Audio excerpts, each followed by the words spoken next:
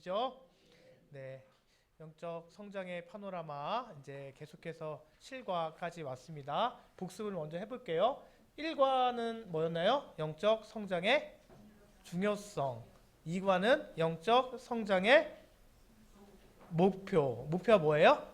영적 성숙이다. 그리고 영적 성장의 방해물은 있는데 세 번째 방해물 죄. 그 다음에 영적 성장의 원천은 무엇이다? 은혜. 그 다음에 영적 성장의 뭐예요? 기초는 뭐다? 믿음. 그리고 지난 시간에 배웠던 게 영적 성장의 실행. 그래서 믿음의 실행까지 우리가 배웠습니다. 그래서 지난주에 배웠던 6과 믿음의 실행에 대한 결론 부분만 한번 읽어보고요. 7과 시작하도록 하겠습니다. 시작! 믿음은 내 안에 계시는 그리스도를 믿고 그에게 통치권을 맡기며 그의 뜻대로 실천하는 것이다. 믿음은 마음속의 간직이나 결심이 아니라 말씀에 대한 순종의 행함이다 라고 했습니다. 그래서 이제 이어서 오늘은 제7과 영적 성장의 과정, 제7과 영적 성장의 과정 순종이라는 주제로 우리가 공부해 보려고 하는데요. 순종, 영적 성장의 과정이 순종이다. 이게 무슨 말이냐면 우리가 영적 성장, 영적 성숙을 목표로 해서 우리가 성장해 가야 되는데 그 성장의 과정이 무엇을 통해서 그 과정이 이루어진다? 순종을 통해서 그 과정이 이루어진다. 그러니까 믿음의 순종을 통해서 영적 성장의 이 과정, 영적 성숙에 이르게 된다라는 것입니다. 그러니까 우리가 지난주에 배웠듯이 믿음의 기초와 믿음의 실행을 통해서 배웠듯이 이 믿음이 기초, 영적 성장의 기초는 믿음인데 단순히 우리가 관념적으로 생각만으로만 믿는다고 해서 그것이 성장하는 것이 아니라 이 믿음의 과정이 필요한데 그 과정을 두 글자로 뭐다? 오늘 배우는 순종이다라는 것입니다. 그래서 오늘 이 시간과 다음 시간에는 이 순종이라는 주제를 가지고 우리가 이제 배워보려고 하는데요.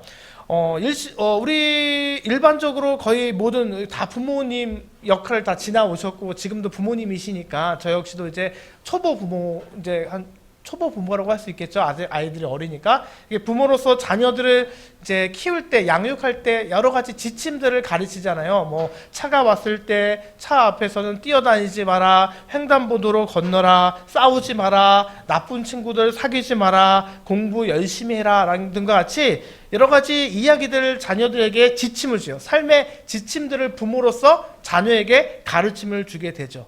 그래서 이 가르침들이 뭐예요? 다 누구 잘 되라고 하는 거예요?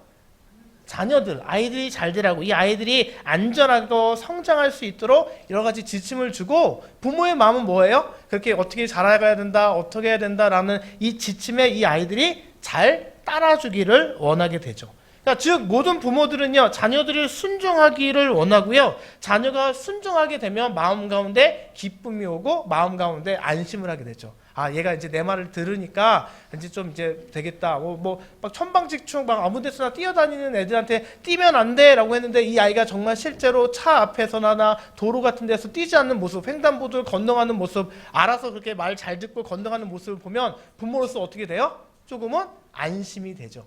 네, 하나님도 마찬가지예요. 하나님은 역시도 그의 자녀된 우리들에게 기대하시는 바가 있다는 거예요. 그리고 그 기대의 기준은 무엇이냐면 성경에 드러난 하나님의 뜻, 하나님의 명령이고요. 하나님을 기쁘시게 하고 영적으로 지속적으로 성장하기를 원하는 그리스도인은 하나님의 뜻에 대해 하나님께 참다한 반응을 보여야 하는데 그것이 무엇이다? 순종이다라는 거예요. 그러니까 부모로서 자녀들이 잘 자라게 될 때 가르쳐주는 이야기들, 지침들에 대해 잘 따를 때 안심을 하게 되고 그 아이들을 잘 양육할 수 있게 되듯이 하나님 입장에서도 하나님이 주신 말씀에 자녀된 우리들이 순종하면서 살아가기를 바라고 그렇게 순종하며 살아가게 될 때 하나님이 안심하며 살아갈 수 있게 되고 하나님께 안심을 준다는 것은 하나님께 무엇을 주는 거예요? 기쁨을 주는 삶을 살아갈 수 있게 된다는 것입니다. 그러니까 우리가 되게 설교 시간에 해보면 이렇게 설교를 전하다 보면 여러 가지 주제들이 있다 보면 뭐 복 받길 원합니다. 뭐 어떻게 하면은 복을 받을 수 있습니다. 이런 거는요 다들 이렇게 딱 저를 잘 봐요. 설교자를 잘 보는데 두 가지 주제를 꼭 하면 다들 이렇게 겸손해지거나 앞을 잘 안 봅니다. 두 가지 주제 뭘까요?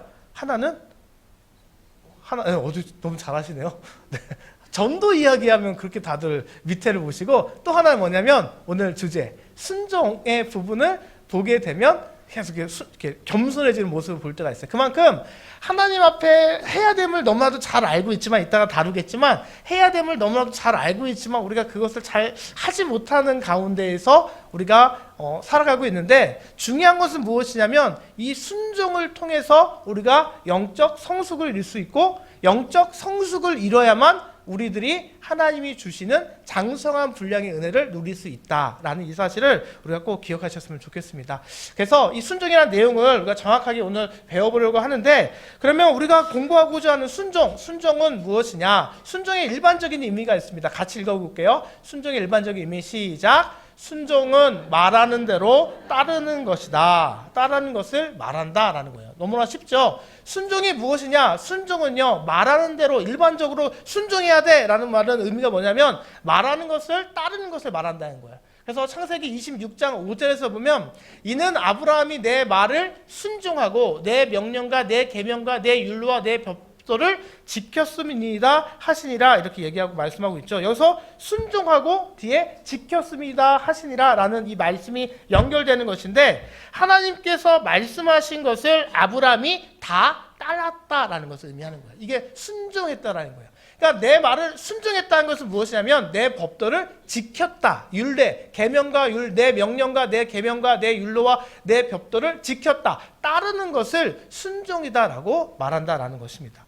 우리가 복음서에서도 보면요, 또는 성경 전체를 보면 복음에 대한 메시지도 거의 명령으로 선포되는데, 그 명령에 대한 반응은 무엇이다? 순종이 된다. 하나님의 명령에 대한 따르는 삶을 살아가는 것이 순종이 된다는 거예요. 그러니까 우리가 순종이 뭐지? 그것은 하나님의 말씀에 따르는 것이다. 이게 일반적인 의미로 순종은 하나님의 말씀대로 따르는 것을 말하는 것이고요. 또 순종의 의미를 살펴볼 때 어원적으로도 우리가 살펴볼 수 있어요. 그래서 첫 번째 히브리어로 보면 이 순종의 어원적 의미는요, 이거 누군가의 말을 듣는다라는 의미를 갖고 있어요. 히브리어에 보면 샤마라는 단어가 있거든요. 이 샤마라는 단어까지는 알 필요가 없지만 이 순종이라는 단어, 구약에서 사용하는 히브리어에서 이 순종이라는 단어가 샤마인데, 이 샤마의 뜻이 뭐냐면 듣다, 순종하다, 청종하다라고 번역이 된다라는 거예요. 그러니까 뭐 부모로서 이야기를 하잖아요. 야 하람아, 넌 왜 내 말, 아빠 말 좀 들어. 그렇게 아빠 말 안 듣니? 할 때 이 들어의 의미가 뭐예요? 그냥 내 말을, 아빠의 말을 그냥 듣는다의 의미일까요? 아니죠. 따라라, 들어라. 이 들으라 의미이 순종의 의미를 갖고 있어요. 너 왜 이렇게 말을 안 듣니? 왜 내 말을 안 따르니? 왜 아빠 말에 순종하지 않니? 라는 그런 의미가 있죠. 그래서 그런 의미로서 구약에서는 듣는다라는 의미를 어떻게 사용하냐면, 그 순종의 의미를 어떻게 사용하냐면 듣는다라고 표현한다는 거예요. 그래서 신명기 11장 27절로 28절에서 보면 너희가 만일 내가 오늘 너희에게 명하는 너희 하나님의 여호와의 명령을 어떻게 하냐면 들으면, 이게 순종이란 단어예요. 들으면 무엇이 있을 것이다? 복이 될 것이다. 그러니까 하나님의 말씀을 일반적으로 순종하면, 따르면, 이 들었다라는 의미가 순종의 의미로서 들으면 복이 될 것이요, 너희가 만일 내가 오늘 너희에게 명령하는 도에서 돌이켜 떠나 너희 하나님 여호와의 명령을 듣지 아니하고, 이게 뭐냐면 순종치 아니하고 본래 알지 못하던 다른 신들을 따르면 저주를 받을 것이다. 이런 의미로 순종이 사용됐다는 거예요. 같은 개념으로 사무엘상에서도 보면요, 사무엘이 이때 여호와께서 번제와 다른 제사를 그의 목소리를 청종하는 것을 좋아하심 같이, 이 청종이 순종의 의미를 갖고 있다는 거예요. 청종하는 것을 좋아하심 같이 좋아하시겠다. 그러니까 순종이 제사보다 낫고 듣는 것이 순양의 기름보다 낫다. 순종이 제사보다 낫다는 것은 뭐예요? 하나님의 말씀, 목소리를 청종하는 것이 더 낫다라는 것을 말씀하고 있습니다. 또 신명기 13장 4절, 너희는 너희 하나님 여호와를 따르며 그를 경외하며 그의 명령을 지키며 그의 목소리를 어떻게 해라? 청종해라. 이게 바로 순종의 의미로 사용된 단어가 된다라는 것입니다.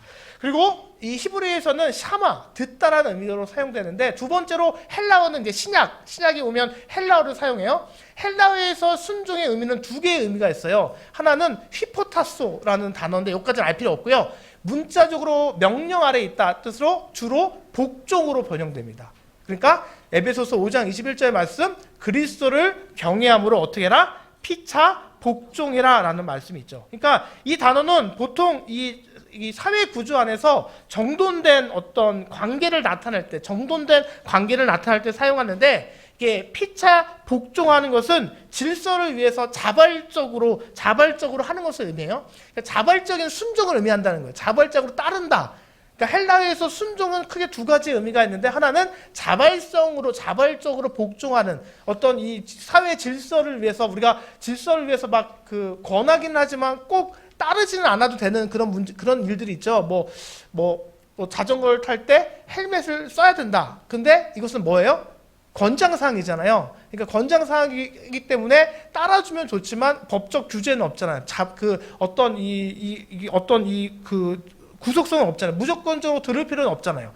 마찬가지로 헬라어에서 히포타수라는 단어로 쓰여진 단어는요, 구속성은 없지만 이 순종의 의미에서 복종하라라는 의미로 사용되고 있고요. 또 다른 의미로 히포코라는 단어는요, 아래서 듣다라는 뜻인데, 이것은 주로 순종, 무조건적으로 들어야 된다라는 강제성, 자발성이 포함되지 아니하고 이거는 무조건 따라야 된다라는 것을 그런 의미로 사용된다는 거예요. 그래서 에베소서 6장 1절에는 자녀들아 주 안에서 너희 부모에게 뭐라? 순종하라. 이거는 뭐예요?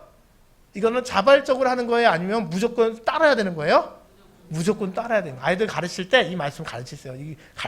여기서 순종은 권하는 게 아니라 뭐다? 명령이다. 무조건 따라야 다. 그게 옳다라고 하고요. 빌립보서 2장 8절에서는 사람의 모양으로 나타나서 자기를 낮추시고 죽기까지 복종하셨으니 곧 십자가에서 죽으심이라 라고 말씀을 하고 있죠. 여기서 사용되는 복종의 단어 역시도 이것은 뭐예요? 예수님께서 따를 수밖에 없었던, 이것을 따라야만 했던 순종의 의미를 갖고 있다라는 것입니다. 그러니까 일반적으로 순종은 따르다라는 개념이고, 또 어원적으로 이 순종이라는 단어를 살펴보면 구약이랑 신약으로 나눌 수 있는데, 구약에서는 뭐예요? 그 이야기를 듣다, 청종하다라는 개념으로 사용됐고 그렇게 번역되었고, 그 다음에 신약에 와서는 이제 순종, 복종의 의미로 사용이 되었는데, 자발적인 것과 자발적이지 않는 단어로서 이렇게 개념이 다르게 사용됐다. 어원적으로 그렇게 사용되었다라는 거예요. 그리고 세 번째 순종을 우리가 어떻게 살펴보시면요, 관계적인 의미로서 순종을 살펴볼 수가 있는데, 그 관계적 의미로 첫 번째는 무엇이냐면, 순종은 하나님과의 새로운 관계와 하나님의 사랑에 대한 반응이 된다라는 거예요. 그러니까 순종의 관계적 의미가 있는데, 첫 번째로 순종은 하나님과의 새로운 관계와 하나님의 사랑에 대한 반응이 된다라는 것입니다. 이게 무슨 말이냐면, 여러분, 우리가 순종하며 살아가는데, 이 순종을 여러분 아무한테나 순종해요, 안 해요? 모르는 사람 이야기를 순종하는 사람은 없죠. 관계를 통해서, 새로운 관계 속에서, 어떤 관계성 속에서 우리가 마땅하다라고 생각하는 그런 관계성 속에서 순종을 하게 돼요. 그러니까 마땅하다고 여기지는 이 관계 안에서 이루어지는 순종인데, 그 순종은 어떻게 이루어지게 되냐면 사랑에 대한 반응이 된다라는 거죠. 그리고 그 관계 안에서 이루어지는 그 반응이 순종이다라는 거예요. 예를 들면 마트에서 열심히 아르바이트를 하다가, 아르바이트 되면 A마트의 상관의 명령에 따라서 일을 하게 되잖아요. 막 일을 열심히 하다가 이제 이직을 하게 돼서 B마트로 이직을 하게 됐습니다. B마트로 이직하게 되면 A마트의 상관의 말을 들어요? 듣지 않아요? 왜 안 들어요? 거기로는 관계가 끊겨졌으니까. 그럼 어떤 상관의 이야기를 들어야 돼요? B마트의 상관의 이야기를 들어야 되죠. 그러니까 이 순종이라는 의미가 맺어진 관계 안에서 이루어지는 개념으로서 순종이라는 관계가 사용되게 있다라는 것입니다. 그래서 말씀에서 찾아보면 너희가 나를 사랑하면 나의 계명을 지키리라, 순종하라. 하나님의 사랑 안에서, 그 관계 안에서 반응으로서 보여지는 의미로서 순종의 단어가 쓰여지고 있고요. 요한일서 5장 3절, 하나님을 사랑하는 것은 이것이니 우리가 그의 계명을 어떻게 하는 것이다? 지키는 것이다. 이 순종은 관계적 의미에서 사용되는 순종이라는 거예요. 마땅히 지켜야 된다는 거죠. 하나님의 자녀된 자로서, 도리로서 지켜야 되고, 그 말씀에 순종함이 마땅하다라는 것입니다. 그래서 우리가 하나님께 순종함으로 하나님을 향한 사랑을 입증게 되는 것이고요. 사랑하게 되면 어떻게 돼요, 여러분? 순종하게 된다는 거예요. 사랑을 생동적으로 유지하려면 친밀한 관계를 요구된다는 겁니다. 그래서 저희 집 가훈이 말씀드린 것 같은데, 저희 가훈이 뭐라고 했어요? 혹시 기억나세요, 여러분?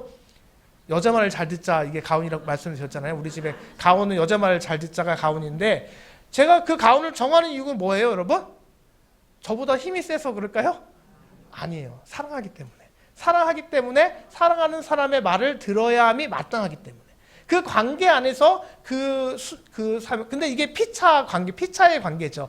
저는 자발성은 없고 제 아내는 자발적으로 해주시는 거고 저는 자발성은 없긴 한데 차이는 좀 있지만 피차 순종하는 관계 가운데 이루어지는데 그게 관계 안에서 제가 다른 분의 아내의 말을 순종하면 될까요? 안 될까요?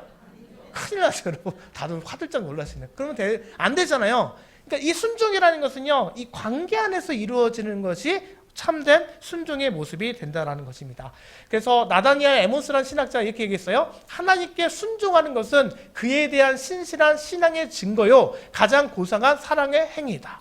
그러니까 내가 하나님을 정말로 사랑하는지 사랑하지 않는지를 어떻게 알 수 있느냐? 내가 하나님의 율법과 규례를 지키는지 지키지 않는지, 내 생각과 판단을 내려놓고 하나님의 말씀에 얼마나 순종하며 살아가는지를 통해서 내가 하나님을 얼마나 사랑하는지, 하나님과의 관계를 맺고 있는지 맺지 못하고 있는지가 드러나게 된다는 거예요. 그러니까 우리가 백날 입술로 하나님 사랑하고 나 하나님 사랑해요, 저 하나님 믿어요 라고 얘기해도 실제적으로 우리에게 주어진 직분과 사명을 제대로 감당하지 못하면 그게 하나님을 사랑하는 걸까요? 사랑하지 않는 걸까요? 결코 사랑하지 않는 거라는 거예요. 순종을 통해서 사랑이 증거된다라는 사실을 우리가 꼭 기억하셨으면 좋겠습니다. 두 번째 순종은요, 마음에서 우러나오는 하나님을 향한 소원이 된다라는 거예요. 하나님을 향한 소원이 된다라는 거예요. 그래서 빌립보서 2장 12절로 13절을 보면, 그러므로 나의 사랑하는 자들아, 너희가 나 있을 때뿐만 아니라 더욱 지금 나 없을 때에도 항상 어떻게 해라? 복종하여 두렵고 떨림으로 너희 구원을 이루라. 너희 안에서 행하시는 이는 하나님이시니 자기의 기쁘신 뜻을 위하여 너희에게 소원을 두고 행하게 하시나니 라고 말씀하고 있습니다. 그러니까 이 순종은요, 우리가 원하는 것이 돼야 된다. 하나님을 사랑하기 때문에 하나님을 사랑하는 그 마음에서 마지못해서 하는 것이 아니라 억지로가 아니라 이 순종으로서의 책임감을 가지고 하나님께 자발적으로 해야 된다는 거예요. 너희가 나 있을 때뿐만 아니라 볼 때만 순종하는 것이 아니라 하나님을 정말로 사랑하기 때문에 하나님이 계시지 않는 그 자리라도, 하나님이 계시지 않는 것 같은 그 상황 속에 있다 할지라도 우리가 어떻게 돼요? 자발적으로 하나님을 향해 순종하는 이 소원, 하나님을 향한 소원으로서의 모습을 간직하는 것이 온전한 순종의 모습이 된다. 이 순종이라는 것은요, 자발적으로 이루어질 때 이 관계 안에서 우리가 그 온전한 순종의 모습으로 표현되고 고백될 수 있다라는 것이고, 세 번째 순종은요, 무엇이다? 우리의 행복을 위한 하나님의 명령이 됩니다. 왜요, 여러분? 순종하기 싫잖아요. 순종하면 귀찮잖아요. 순종하면 힘들잖아요. 순종하면 너무 피곤하잖아요. 아닌가요, 여러분? 솔직히 그냥 순종하면 힘들잖아요. 근데 왜 순종은 우리의 행복을 위한 하나님의 명령이 될까요? 왜 그럴까요, 여러분? 왜 그럴 것 같아요? 왜 우리가 순종을 해야 행복해질까요? 복의 근원이 누구이기 때문에? 하나님이기 때문에 그렇다는 거예요. 그러니까 그 과정, 이 순종의 과정이 쉽지 않고 어렵고 또 많은 갈등이 있을 수밖에 없지만, 하나님과의 관계 안에서 우리가 자발적인 순종을 이루게 되면, 그 순종을 통해서 하나님의 관계가 제대로 이루어지게 되면 복의 근원이 되시는 하나님으로부터 온전한 관계 안에서 주어지는 이 복을 우리가 누릴 수 있고, 그 복을 통해서 우리가 행복을 이루며 살아갈 수 있게 된다는 거예요. 결국 순종은 우리의 행복을 위한 하나님의 명령이라는 거예요. 하나님이 우리 힘들게 하려고, 우리 정말 요거 오빠라 말 안 듣네, 한번 혼나봐야겠는데, 이렇게 이게 아니라 우리의 행복을 위한 통로로서 하나님께서 우리에게 말씀을 주시고 명령을 하셨기 때문에, 그 명령을 우리가 지켜 행하게 되면 그 지켜 행함을 통해 하나님께서 약속하신 복을 누리며 살아갈 수 있게 된다는 것입니다. 신명기 10장 12, 13절, 이스라엘아, 제가 개인적으로 좋아하는 말씀인데, 내 하나님 여호와께서 내게 요구하시는 것이 무엇이냐? 곧 내 하나님 여호와를 경외하여 그 모든 도를 행하고 그를 사랑하여 마음을 다하고 성품을 다하여 내 하나님 여호와를 섬기고, 내가 오늘날 내 행복을 위하여, 누구 행복을 위하여? 하나님의 행복이라고 그랬어요? 내 행복을 위해, 우리의 행복을 위하여 내게 명하는 여호와의 명령과 규례를 지킬 것이 아니냐라고 얘기하고 있죠. 그러니까 여기서 말씀하고 있는 의미는 무엇이냐면, 다 우리에게 복 주시기 위해서 말씀을 주셨고 그 복을 받기 위해서는 하나님의 말씀에 순종하게만 해야 된다는 거예요. 마찬가지로 신명기 28장 1절로 3절에서 보면 내가 내 하나님 여호와의 말씀을 삼가 듣고 내가 오늘 내게 명령하는 그 모든 명령을 지켜 행하면 내 하나님 여호와께서 너를 세계 모든 민족 위에 뛰어나게 하실 것이라. 내가 내 하나님 여호와의 말씀을 청정하면 이 모든 복이 누구한테 임한다? 너에게 임하며 너에게 이르르니 성읍에서도 복을 받고 들에서도 복을 받을 것이다. 하나님의 말씀을 청정하고 순종하게 되면 어디를 있든지 복을 받을 것이다. 누가? 우리가 받을 것이다 라고 분명하게 말씀해주고 있습니다. 신명기는요, 신명기 1장부터 44장 쭉 내용을 쫙 보시면 여기에 결국 주제는 한 가지예요. 뭐냐면 하나님의 말씀에 순종하면 복을 받고 불순종하면 벌을 받는다. 심판을 받는다. 이 신명기에 흐르는 내용은 하나입니다. 그래서 신명기에는 이 복의 결과로 복을 받으라라는 말이요 8번 등장하는데 이 복을 받기 위해 이 앞에 전제가 무엇이냐면 지켜라, 따라라, 청종해라, 순종하라, 복종하라. 이 말씀에 따라 살아가게 되면 우리에게 행복을 주시겠다라고 분명히 약속해주고 계십니다. 그리고 네 번째 순종은요 형통한 삶의 핵심이 된다는 것입니다. 그러니까 이 복이랑 같은 의미가 되는데 우리가 순종할 때 형통한 삶을 누릴 수 있게 된다는 거예요. 형통하다는 게 뭐예요, 여러분? 번영하고 발전하고 성공이라는 의미를 갖고 있죠. 그러니까 형통은 하나님의 명령과 언약을 지키고 순종할 때 누리게 되는 하나님의 분명한 약속이 된다는 것입니다. 그래서 여호수아 1장 8절 잘 하신 말씀이죠. 이 율법책을 내 입에서 떠나지 말게 하며 주야로 그것을 묵상하여 그 가운데 기록한 대로 다 지켜 행하라, 순종하라. 그러면 어떻게 된다? 내 길이 평탄하게 될 것이며 내가 형통하게 되리라. 형통하게 될 것이다 라고 약속했죠.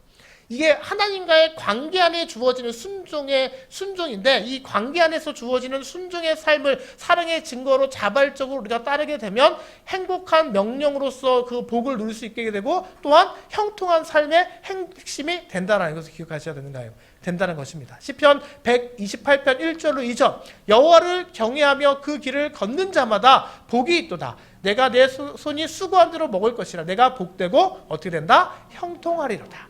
하나님의 말씀의 그 길을 걷는 자마다 복이 있다, 형통하다라고 분명히 말씀해 주고 있습니다. 그러니까 순종이라는 것은요, 하나님과 관계 안에서 이루어지는 순종이라는 것은 결국 하나님의 형통의 핵심이 된다라는 것을 꼭 기억하셔야 되고요. 또 순종은 무엇이냐? 순종의 우리가 이제 관계 안에서의 순종의 개념, 마지막 순종은 우선순위의 행동이 된다라는 것입니다.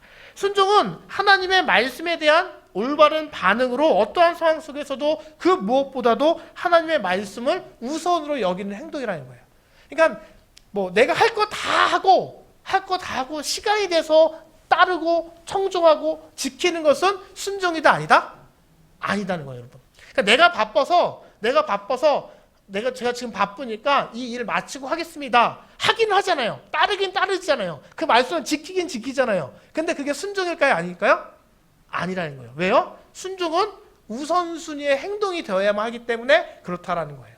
사랑하라!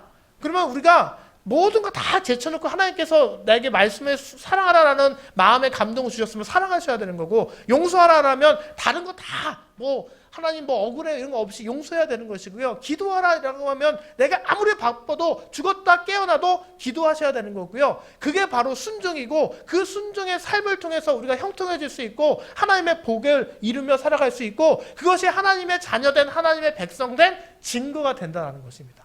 사도행전 4장 19절 베드로와 요한이 대답하여 이르되 하나님 앞에서 너희의 말을 듣는 것이 하나님 말씀을 듣는 것보다 옳은가 판단하라. 우리는 보고 들은 것을 말하지 아니할 수 없다 하니, 그러니까 말하지 말라고, 너 말하면 죽어 이거였잖아요. 기억나세요? 수요 말씀 때 나눴던 이야기인데 너 감옥에 하면 죽을 거야. 다시 감옥 가 이랬더니 뭐라고 얘기했어요? 옳은가 판단하라. 자신은 어떻게 하겠다? 하나님을 증거하겠다라고 얘기하고 있죠. 우선순위가 하나님의 복음을 전하는 것이 우선순위이기 때문에 순종하겠다라는 의미예요. 사도행전 5장 29절 베드로와 사도들이 대답하여 이르되 사람보다 하나님께 순종하는 것이 마땅하니라. 그러니까 순종, 진정한 의미에서 순종은요, 듣고 따르는 것인데 이 듣고 따르는 이 순종이 진짜 순종이 되기 위해서는 우선순위의 놓여져 있을 때 그게 온전한 순종이 된다라는 거.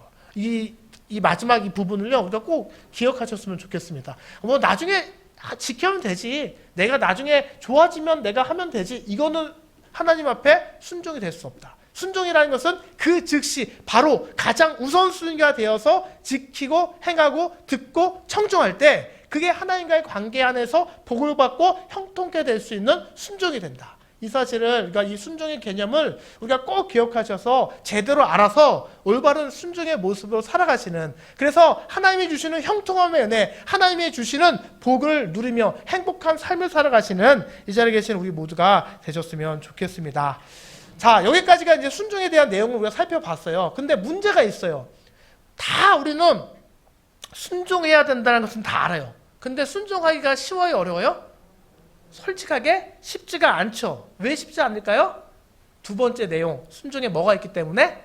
걸림돌이 있기 때문에 그렇다는 거예요. 그래서 오늘 이 시간에 이 걸림돌 부분을 살펴보고 이제 순종의 부분을 이제 맞춰보려고 하는데, 순종을 해야 되고 순종이 우선순위로 하는 것이 순종이고 하나님의 말씀을 지켜 행하고 듣는 것이 순종이고, 그래야 복을 받을 수 있고 그래야 형통함의 삶을 사는 것까지는 알겠는데, 그리고 복을 받고 싶은데 순종하면서 형통한 삶을 살고 싶은데 하고 싶은데 그게 되지 않는 이유가 무엇이냐? 걸림돌이 있기 때문인데, 그 걸림돌의 첫 번째가 뭐냐? 같이 읽겠습니다. 시작. 어렵다고 생각한다라는 겁니다. 그러니까 순종해야 된다는 것은, 여러분 순종하시기 바랍니다 이러면요, 여러분 100명이 있으면 100명이 다 아멘이라고 얘기합니다. 여러분 속으로라도, 앞으로는 말을 못하더라도 100명은 다 얘기해요. 그래, 내가 하나님 자녀로서 순종해야지라는 것 머리로는 다 알아요. 동의해요.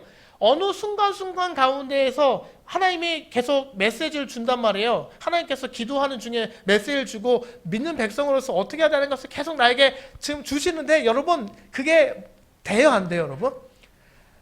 정말 어렵잖아요. 어려운 게 있어요.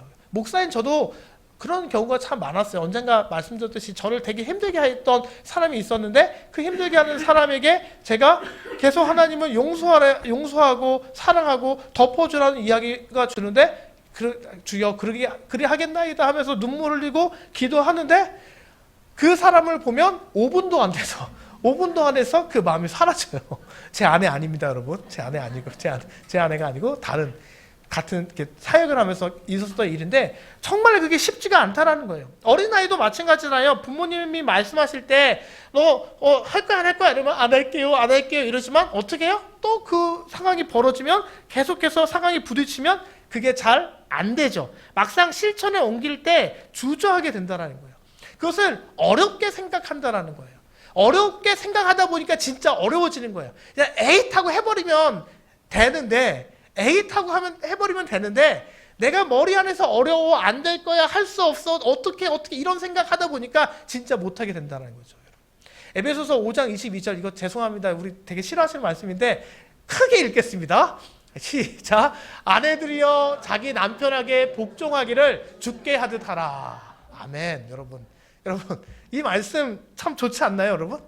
하나님의 이 말씀, 여러분, 하나님이 여기서 복종하기를 주께 하듯 하라. 이거 명령입니다, 여러분. 이렇게 하라라고 말씀하고 있는데, 여러분 이 말씀이 여러분 쉽게 받아들여지시나? 이 남성들 빼고, 남성들은 이 할렐루야 아멘이잖아요, 이 말씀이. 여성들 분들만 여쭤볼게요. 이 말씀이 받아들여지세요, 여러분? 쉬운 일이 아니죠. 왜 이렇게 다 믿음의 백성으로서 어떻게 다들 이렇게 아니라고 얘기하세요? 하나님 말씀인데, 순종해야 복 받을 수 있고 순종해야 형통하는데, 여러분 왜 이게 이렇게 잘 안 되세요, 여러분? 잘 안 받아들여지죠. 어렵기 때문에 그래요. 어렵다라고 생각하기 때문에 그래요. 자존심이 상하잖아요. 지가 뭐가 잘났다고, 남자로 태어난 거 외에는 나보다 잘난 것도 하나도 없는데 라고 생각하시는 분들은 없으시겠지만 그런 마음 가운데 어떻게 돼요? 쉽지가 않아요. 아내 입장에서는요, 이 말을 그대로 듣다 보면요, 괜히 손해보는 것 같다라고 생각할 수 있어요. 도무지 이 말씀을 감당할 수 없다. 하나님의 말씀을 다 듣겠는데 이 말씀만큼은 왠지 우리가 잘 받아들이기가 쉽지 않다라는 겁니다. 그러나 아내는요, 이 말씀은요, 그냥 복종하라는 것은요, 남편도 마찬가지예요. 남편도 같이 하는 것을 의미하는 거고, 단지 하나님은 가정의 질서를 만든 거예요. 질서를 만들어서 이 가정의 머리름을 누구로 삼은 거예요, 여러분? 남편으로 삼았기 때문에 그냥 머리니까 따라주고 세워주고 올려주는 거지. 저 사람이 잘났기 때문에 그 잘남에 어떻게 이게 사로잡혀서 저 잘남이 내가 못나서 하는 것이 아니라 내가 동등함에도 불구하고 하나님께서 세워주신 질서이기 때문에 세워주고 높여주고 저희 아내처럼 그렇게 하면 그렇게 관계를 맺게 되면 남자들은 단순해져서 여러분 사탕 주면 어떻게 돼요? 그냥 그거 하면 너무 좋아가지고 그걸로 만족하고 말 잘 듣잖아요, 여러분. 아닌가? 저만 너무 단순한가? 아무튼 이 말씀 가운데 중요한 것은 무엇이냐면요. 이 건의 아래 우리가 그냥 자발적으로 어떻게 막 억압당해서 그러니까 조선시대의 개념으로 우리가 복종한다라는 그런 의미가 아니라 하나님께서 동등한 개념으로 질서를 세웠고 역할의 차이라는 거예요. 남편의 역할을 머리라는 역할로 삼았기 때문에 그 머리됨에 따라서 잘 높여주고 세워줄 때 그 머리됨을 통해서 그 가정을 잘 이루어 나가라. 질서 안에서 그 따르라라는 순종하라라는 그런 명령이 된다라는 것입니다. 그러니까 그럼에도 이렇게 해서 아무리 설명해도 여러분 아유 저 목사님도 남자니까 저렇게 얘기하는구나 라고 생각하면 어쩔 수 없는데 여러분 하나님의 말씀과 질서 안에서 그렇게 주어진 말씀이라는 거예요. 그렇기 때문에 이 말씀에 우리가 순종해야 되는데 왜 순종하지 못하느냐? 어렵다고 생각하기 되기 때문에 그렇다는 거예요. 뿐만 아니라 순종에는요 여러분 여러 가지 위험 부담이 따를 때가 있잖아요. 그렇잖아요. 순종을 해야 될 때 뭔가 결단을 해야 될 때 이 남편 복종하는 이야기 아니더라도 우리가 하나님의 말씀에 순종해야 될 때 결단을 따를 때가 있어요. 말씀에서 보면 참 많이 예화로 나오지만 여호수아가 가나안 땅에 들어갈 때 어느 강을 건너야 돼요? 요단강을 건너가야 되는데 요단강을 건너갈 때 하나님께서 어떻게 명령하셨어요? 건너가라라고 하면 그 말씀에 순종하기 쉽잖아요. 어떻게든 배를 만들든 뗏목을 만들든 다리를 만들든 수영을 잘하면 수영을 하든 아니면 수영 잘하는 사람이 밧줄을 만들든 아니면 사람도 많으니까 그냥 메워버리든 그냥 하면 되는데 어떻게 하라고 했어요? 그 제사장 제일 앞장 세워서 제사장이 발을 담가라라고 명령을 해버렸잖아요. 명령에 따라서 순종을 하는 것이 쉽지 않죠. 왜요? 위험 부담이 따르기 때문에 쉽지 않다. 어렵다라고 생각하기 때문에 그렇다라는 거예요. 그런데 실제 순종했을 때 어떻게 됐어요? 물이 갈라지는 역사가 나타나게 되었다는 거예요. 그런데 그 전에 왜 순종하지 못하느냐? 결과에 대한 두려움을 갖기 있기 때문에 순종하지 못한다는 겁니다. 근데 여러분 중요한 것은요, 여러분 결과는 우리의 몫이 아니라는 거예요. 결과는요 우리의 능력 밖에서 일어나는 거기 때문에 그 결과를 만들어내시는 분은 하나님이다. 결국 순종해야만 기적을 경험할 수 있다라는 이 사실을 우리가 그 순종의 결단의 순간 가운데 꼭 그 순종할 때 기적이 일어난다는 이 사실을 우리가 꼭 기억하셨으면 좋겠습니다. 그래서 우리가 왜 순종하지 못하느냐? 왜 못하냐? 지금 이렇게 배워도 또 나중에 순종을 못하는 이유는 다 100이면 100 여기에 걸려요. 어렵다고 생각하기 때문에 위험 부담이 있다라고 생각하기 때문에 나에게 너무나도 리스크가 있다라고 생각하기 때문에 그것을 감당치 못하는 것인데 일단 그것을 다 내려놓고 순종하게 되면 어떻게 된다? 하나님께서 그 결과를 책임져 주시고 하나님께서 앞서서 순종하는 자에게 주시겠다고 했던 복의 약속들, 형통의 약속들을 우리에게 반드시 주신다라는 사실을 우리가 꼭 기억하셨으면 좋겠습니다. 그러니까 어렵다고 생각이 들면요, 여러분 어떻게 해요? 여러분 수학 공부할 때 어려우면 어떻게 하라고 그래요? 막 이게 너무 이렇게 이해가 안 돼, 받아들이는 게 안 돼요. 그럼 어떻게 하라고 얘기해요? 무조건 외워 이렇게 얘기하잖아요. 때로는 신앙은 때로는 이게 맞는 것 같아요, 여러분. 이게 머리로는 이해가 순종해야 되는 것은 알지만 내가 너무 어려워요. 받아들이기가 힘들어요. 그럼 어떻게 해요? 순종하라고 했지? 에이 외운 대로 하자 하고 순종을 해버리면 하나님께서 그 결과를 책임져 주신다. 이 사실을 우리가 꼭 기억하셨으면 좋겠습니다. 그래서 순종의 걸림돌이 첫 번째 뭐냐? 어렵다고 생각하기 때문에 우리가 순종하지 못하는 것이지 사실 막상 순종하고 따르게 되면요 그 우리의 떨림도 있고 두려움도 순간순간 있기는 하지만 결과적으로는 모든 것을 하나님께서 이루어 나가신다. 이 순종을 통해서 하나님의 복을 경험할 수 있게 된다. 이 사실을 우리가 꼭 기억하셔서 어렵고 받아들이기 힘들 때는 그냥 무조건 외워서 행하시는 우리 모두가 되시기를 바랍니다. 두 번째 같이 읽을게요. 왜 순종을 못하느냐 같이 읽을게요. 시작. 논리로 이해가 되지 않기 때문입니다. 모든 사람들은요, 여러분, 내가 맞다고 여겨져야 하게 되었어요. 행하게 무슨 일이든 할 수 있게 되었어요. 그러니까 논리적으로 이해가 되어야만 행동으로 옮기는 것은 너무나도 자연스러워요. 자연스러운 현상이에요. 그런데 문제는 신앙은요, 논리가 아니라는 거예요. 신앙은요, 하나님이 이루시는 역사는요, 우리 논리 안에서 이루어지는 것이 아니라 우리 그 이성 밖에서, 그 상식 밖에서 이루어지는 일들이기 때문에 논리로서 받아들이기 시작하면 어떻게 된다? 하나님께 순종할 수 없게 되고요. 하나님께 순종할 수 없음으로 말미암아 우리가 그 과정을 겪지 못함을 통해 영적으로 성장할 수 없고요. 영적으로 성장하지 못하니까 성숙을 이루지 못하고요. 성숙을 이루지 못하니까 하나님의 복과 형통함을 결과적으로는 누리지 못하게 된다는 겁니다. 제가 어렸을 때 대학교 갈 때 제가 얼마나 무식했냐면 신학교를 가려고 하는데 이제 자네의 꿈은 뭔가 이렇게 물어볼 거, 자네는 왜 꿈이 뭔가 이렇게 물어보잖아요. 이렇게 물어보면 이제 이렇게 대답, 이걸 물어보진 않았어요. 결과적으로 하겠어. 아니 뭐 교수님이 이런 거 물어보면 모든 성경을 논리적으로 다 이해할 수 있게끔 그런 성경 해설가가 되겠습니다라고 대답해야지 이렇게 생각을 했었어요, 여러분. 근데 이게 맞을까 틀릴까요? 이게 틀린 말이더라고요. 지금 생각해보니까. 성경은 논리로 해석할 수 있는 부분이 그 해석 영역을 넘어가는 부분이기 때문에 그렇다는 거예요. 그러니까 받아들이기 힘들지만 그 받아들이기 힘든 부분도 믿음으로 받아들이는 것이 말씀이고 그 안에 은혜가 있는 것이고 그 안에 순종의 삶을 살아갈 수 있는 길이 열려지게 되는 것인데 논리로 이해되지 않는다라고 자꾸 내 이성적 판단으로 내 이성적 생각으로 하나님의 말씀에 접근하고 그 말씀을 듣게 되면요. 순종할 수 없게 된다는 거예요. 잘 아실 말씀 열왕기하 5장 10절을 보니까 엘리사가 사자를 그에게 보내 이르되 너는 가서 요단강에 몸을 7번 씻으라 내 살이 회복되어 깨끗하게 하는지라. 여러분 엘리사가 사자를 보내 이 누구한테 하는 얘기예요 지금? 누구한테 하는 말이에요? 지금 7번 씻으라 라는 말을 누구한테 하고 있어요? 나만 장군한테 하는 얘기죠. 근데 나만 장군이 무슨 병에 걸렸어요? 나병에 걸렸죠. 문둥병에 걸렸는데 아람 군대 장관이었어요.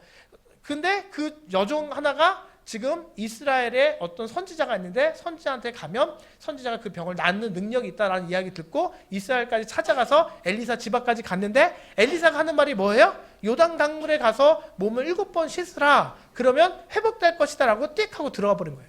그러니까 처음에 어떻게 됐어요? 이게 논리적으로 나아만이 이해가 안 되고 받아들일 수 없으니까 어떻게 됐어요?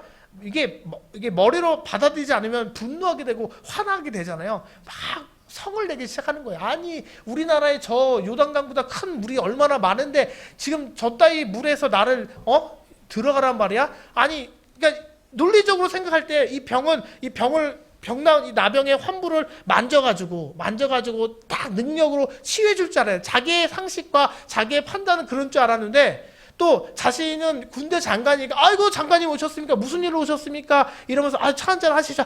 그런 어려움이 있으셨군요. 제가 바로 치료해 드리겠습니다. 이렇게 해줄 줄 알았는데 전혀 그런 모습을 이루지 않으니까 어떻게 된 거예요? 화가 나게 돼서 하나님의 말씀에 순종하지 않게 되는 장면이 이 장면입니다. 그런데 다행히도 어떻게 됐어요? 다른 종들이 이거보다 더한 거를 시키면 하지 않겠습니까? 이것 정도 하지 못할 이유가 무엇이 있겠습니까? 해서 진짜 요단강의 물에 7번 들어가서 어떻게 됐어요? 그 병이 나음을 받게 되었죠. 그러니까 논리로 이해되지 않지만 이 나아만은요 이해되지 않지만 그냥 따른 거예요. 그냥 순종한 거예요. 이게 되겠어라는 의심이 있었지만 그래도 순종을 했어요. 순종의 행함이 있었던 거죠. 순종의 행함이 있었더니 그에게 뭐가 나타나는 거예요? 능력이 나타나게 되었다는 거예요. 이해가 되기 때문에 순종하는 것이 아닙니다. 여러분 아이들이 엄마 말 아빠 말 들을 때 다 이해해서 순종할까요? 아니에요. 엄마 아빠 말이니까 순종하는 거고 또 제 아내가 저한테 뭐 시킬 때 제가 그 얘기를 왜 다 들을까요? 여태까지 말 들어서 손해본 적이 없으니까 경험적으로 내가 틀릴 때가 더 많았으니까 말 들었을 때 손해본 적이 없었으니까 이해는 안 되는데 일단은 하라는 대로 하는 거예요. 하라는 대로 하니까 어떻게 돼요?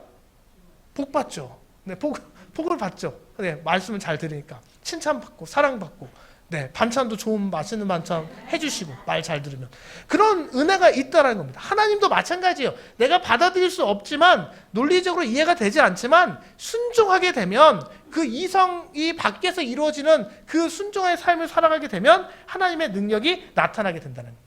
여러분 모세도 마찬가지잖아요. 모세도 홍해의 기적이 일어났을 때 뒤에 그 애국군대가 쫓아오고 홍해가 가로막고 있는데 뭐라고 얘기해요? 모세한테 지팡이를 들어서 내리쳐라라고 얘기하잖아요. 지팡이 손에 들어라 하잖아요. 그게 상식적으로 여러분 말이 돼요, 안 돼요? 말이 안 되잖아요. 지금 어떻게든 지금 막 살아나야 되는데 지팡이로 그렇게 하라고 하는 게 말이 안 되지만 이 논리적으로 말도 안 되는 이야기지만 받아들여서 순종했더니 홍해가 갈라지는 기적이 나타나게 됐죠. 여호수아가 여리고성을 무너뜨려야 되는데 그 여리고성은 엄청난 성이었단 말이에요. 그 성을 무너뜨려야 되는데 하나님의 명령이 뭐였어요? 하루에 한 바퀴 7일째 되는 날은 7바퀴 돌고 막 치면서 함성을 질러라. 그건 무너질 것이다. 여러분 말이 돼요? 안 돼요? 말이 안 돼요. 이해될 수 없어요. 이해가 안 되지만 실제 그렇게 행했더니 하나님의 역사가 일어났다라는 거예요. 여러분 이게 그냥 하나님의 성경의 말씀으로만 우리가 기억되어서는 안 됩니다. 그 하나님의 말씀에 있으니까 기록되었지가 아니라 정말 그것이 실제로 일어났다라는 거예요. 실제로 우리에게도 일어날 수 있는 일이 된다라는 거예요. 무엇을 하게 되면? 순종하게 되면 논리로 이해되지 않는다도 따르게 되면 된다라는 거죠.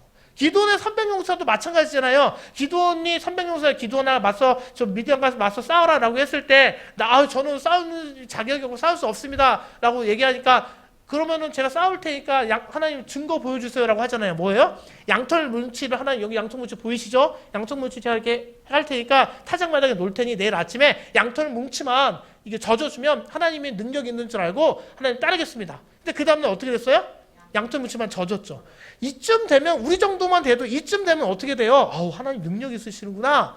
따르겠나이다 순종하겠나이다 할 텐데 어떻게 해요? 하나님 한 번만 더요. 이번엔 반대로 한번 해주세요.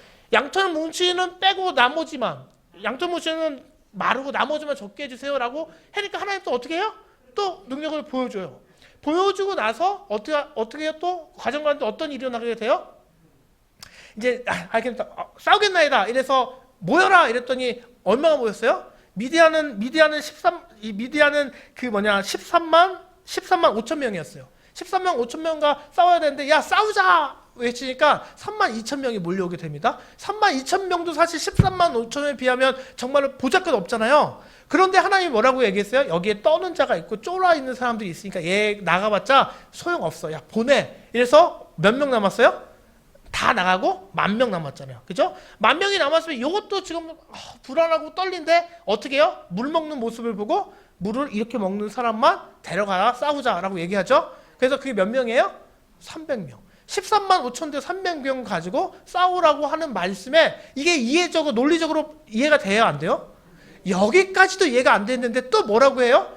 이때 이스라엘 백성들은 변변찮아. 무기가 변변찮아. 무기가 없었단 말이에요. 무기가 없으니까 뭐 들고 가요? 횃불, 나팔, 항아리 가지고 싸워 나가라는 거예요. 여러분 말이 됩니까? 이건 죽자는 거지. 이게 싸우자는 거예요? 죽자는 거예요, 여러분? 이기자는 거예요? 지자는 거예요, 여러분? 누가 봐도 논리적으로 이해되지 않지만 어떻게 됐어요? 그렇게 실제 순종하였더니 전쟁에서 이기는 역사가 나타나게 되었다는 거예요. 여러분 성경에 나오는 이야기가요 그냥 예전에 있었던 좋은 이야기로 우리가 생각해서는 안 됩니다. 논리적으로 일어나지 않는 일들이 우리 이 시대 이 순간 가운데에서도 반드시 일어나게 되는데 어떻게 할 때 일어나게 되느냐? 순종할 때. 논리적으로 이해가 되지 않는다고 할지라도 순종할 때 그 역사를 우리가 경험할 수 있다는 거예요. 결국 순종하지 못하는 방향을 첫 번째는 뭐였어요? 첫 번째 하지 못하는 어렵다고 생각하기 때문이고 두 번째는 논리로 이해되지 않는다고 생각하기 때문에 순종하지 못하고 순종하지 못하니까 우리가 하나님의 은혜를 누리지 못한다는 거예요. 또 세 번째 왜 우리가 순종하지 못하느냐? 이제 이쯤 되면 이제 우리가 조금 찔리는 부분이 좀 오는데 세 번째 같이 읽을게요. 시작. 소유를 포기하지 못하기 때문에 순종하지 못한다. 여러분 마태복음 19장 21, 22절 다 아는 말씀이에요. 예수께서 이르시되 내가 온전하고자 할진대 가서 내 소유를 팔아 가난한 자에게 주라. 그리하면 하늘에서 보화가 내게 있으리라. 그리고 와서 나를 따르라 하시니 그 청년이 재물이 많음으로 이 말씀을 듣고 근심하며 돌아가니라. 돌아갔다라고 이야기하고 있습니다. 그러니까 영생을 얻기 위해서 어떻게 해야 되느냐? 자기는 율법을 다 지켜서 그래 너 율법을 지켰다는 말이지. 그러면 너 가지고 있는 소유를 팔아서 가난한 자에게 줘. 그러면 너의 보화가 내게 있을 거야 라고 말씀해 줬는데 마침 이 청년이 재산이 많았어요? 적었어요? 얼마 안 됐으면 얼마 안 됐으면 얼마 안 되니까 어차피 뭐 됐겠지만 재물이 많으니까 어떻게 된 거예요? 그 소유를 포기하지 못하고 순종하지 못하고 되고 영생을 얻지 못하는 인생을 살 수밖에 없었다라는 것입니다. 그러니까 중요한 것은 소유를 포기하지 못하기 때문에 이 청년만의 반응이 아니라 우리 역시도 마찬가지예요. 그것이 물질이 되었든지 어떤 뭐 다른 소유가 되었든지 어떤 뭐 시간이 되었든지 무엇이 되었든지 간에 내가 가지고 있는 달란트 그 소유를 포기하지 못하기 때문에 손해본다고 여기기 때문에 우리가 순종하지 못할 때가 참 많이 있다라는 것입니다. 근데 여러분 여기서 중요한 게 뭐였어? 우리는 여러분 우리가 가지고 있는 것들의 주인이에요? 청직이에요? 우리가 가지고 있는 모든 것들은 우리 거가 아니라 누구 거예요? 하나님의 거예요. 그러니까 우리가 자꾸 그것을 내 거라고 생각하고 내 소유라고 여기다 보니까 우리가 그 하나님의 말씀을 순종하지 못한다는 거예요.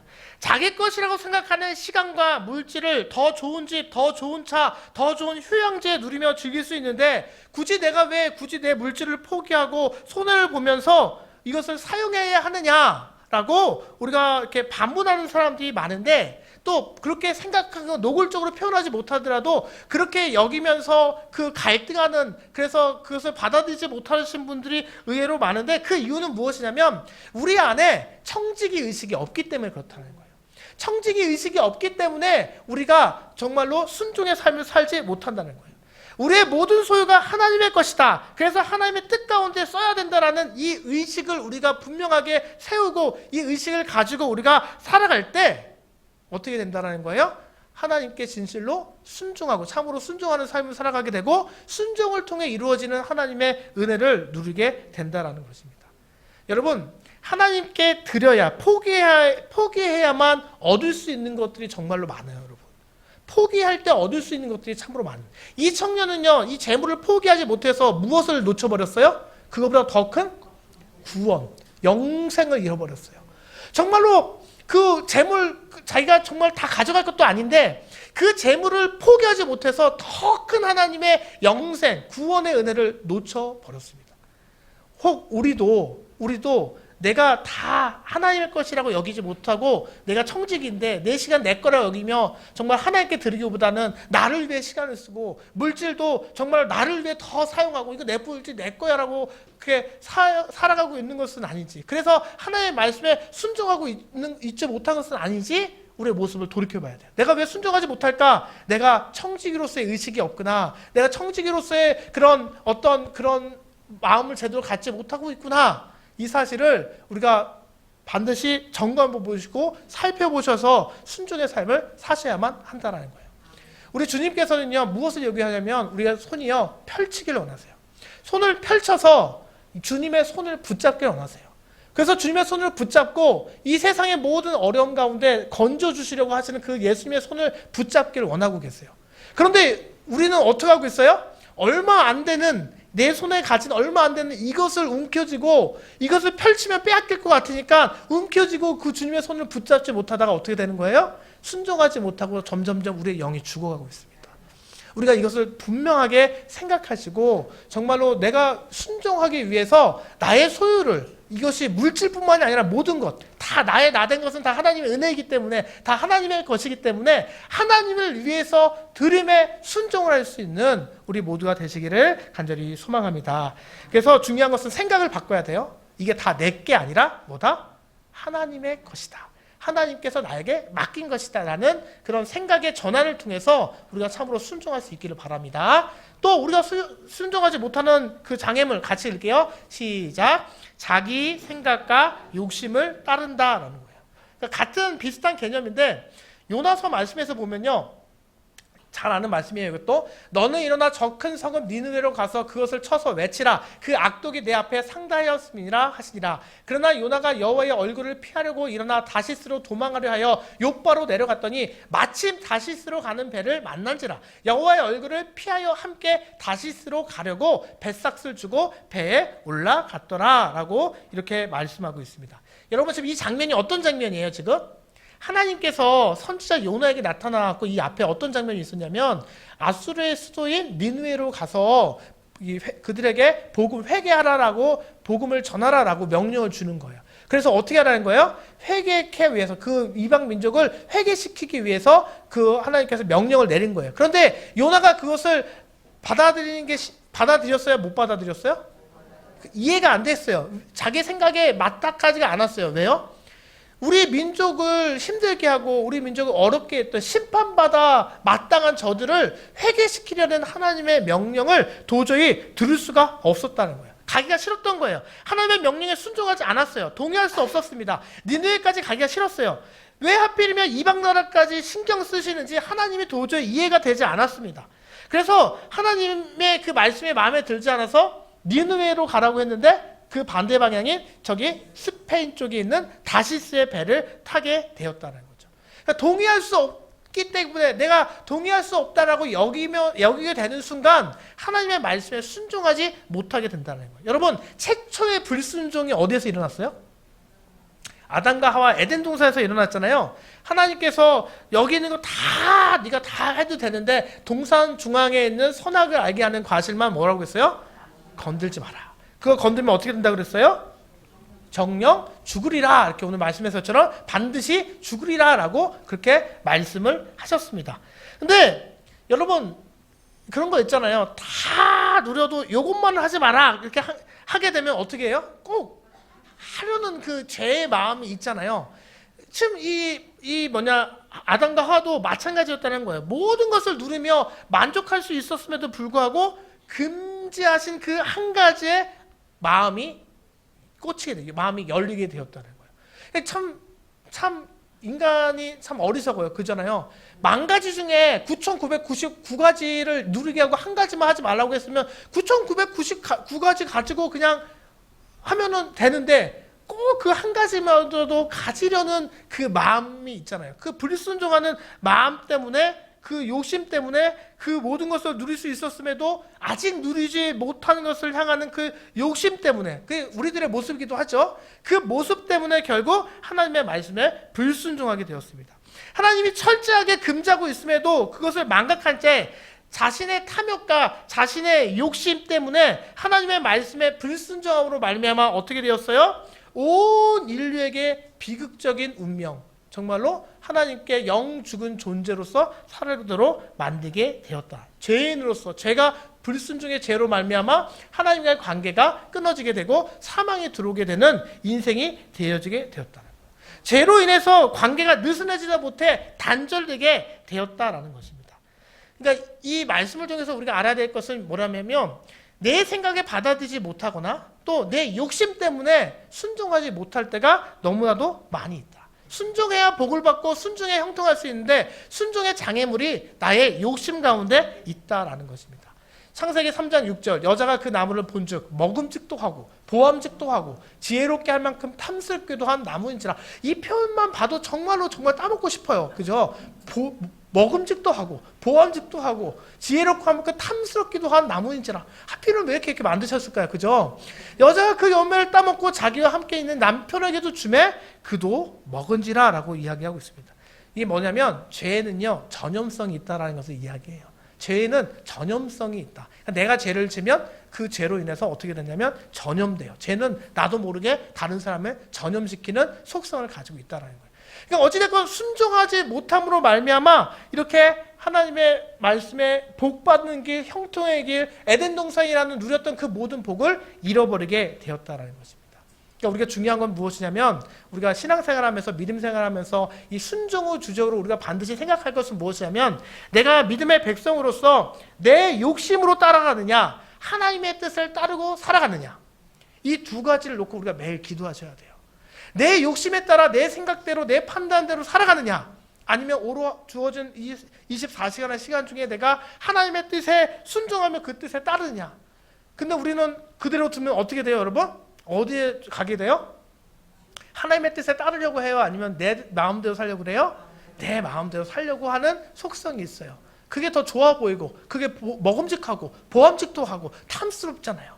그쪽으로 가고 싶어하는 마음, 내 안에 죄성이 그 안에 있기 때문에 계속해서 끌려가기 때문에 우리가 이 싸움에서 멈춰서 안 된다는 거예요. 매일매일의 삶 가운데 우리가 반드시 잊지 않고 기도해야 될 것은 하나님의 뜻을 따르게 하여 주시옵소서, 순종케 하여 주시옵소서, 순종함을 통해서 그 형통함의 복을 누리는 오늘 하루 되게 해달라고 우리가 그렇게 기도하셔서 내 욕심과 내 생각에 받아들이지 않고 내 욕심에 의해서 그 장애물을 우리가 능히 기도함으로 넘어갈 때 우리가 순종의 삶을 살아갈 수 있게 된다는 것입니다.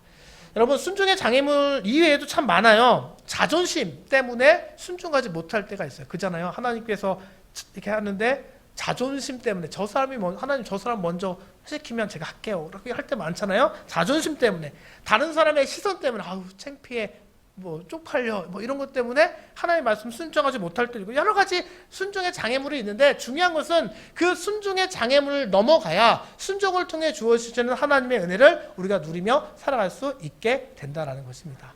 이 시간 순종을 통해서, 이 순종의 과정을 통해서 반드시 하나님의 복을 누리며 살아갈 수 있는 영적 성장을 통해 영적 성숙에 이르러서 하나님의 장성한 분량의 은혜를 반드시 누리며 살아가는 우리 모두와 우리 용광교회가 될 수 있기를 주님의 이름으로 간절히 부탁을 드립니다. 결론입니다. 결론 부분 같이 읽을게요. 시작. 순종은 하나님에 대한 사랑의 반응이다. 순종은 행복과 형통한 삶의 핵심이고 우선순위의 행동이다. 순종이 어렵게 생각되고 논리에 맞지 않게 생각되더라도 명령하신 분의 말씀을 들어야 한다. 아멘. 저는요, 여기서 제일 중요한 것은요, 순종의 우선순위의 행동이다. 이거 꼭 기억하셨으면 좋겠고요. 그 다음에 어렵고 논리에 맞지 않다 되더라도 그분의 말씀을 들어야 된다. 그러니까 순종은 우리가 앞에 건 다 아는 얘기인데 우선순위로 행해야만 그게 순종으로서 완성이 될 수 있다는 것입니다. 여러분, 지금 순종해야 되는데 지금 못하고 있는 거 많이 있으시죠? 많이 진짜 있으시나 그냥 여쭤봤는데 많이 있으시죠? 각자 다 다르겠지만 순종해야 되는 것을 너무나 잘 알고 있는데 지금 순종치 못하는 것이 많이 있으시죠? 이 시간 이해가 안 되면 어떻게 해라? 외워서 그냥 순종하시기 바랍니다. 순종하는 길에 하나님의 기적이 있어요. 그런데 내가 순종하는 것을 왜 순종해야 될까요? 이유는 알고 순종해야 될 거 아니에요. 왜 순종해야 될까? 하나님을 사랑하기 때문에. 내가 받아들일 수 없고 인정할 수 없고 자존심 상하고 그거 다 중요한데 하나님 사랑하니까 순종하며 살아가실 수 있는 우리 모두가 되시기를 간절히 소망합니다.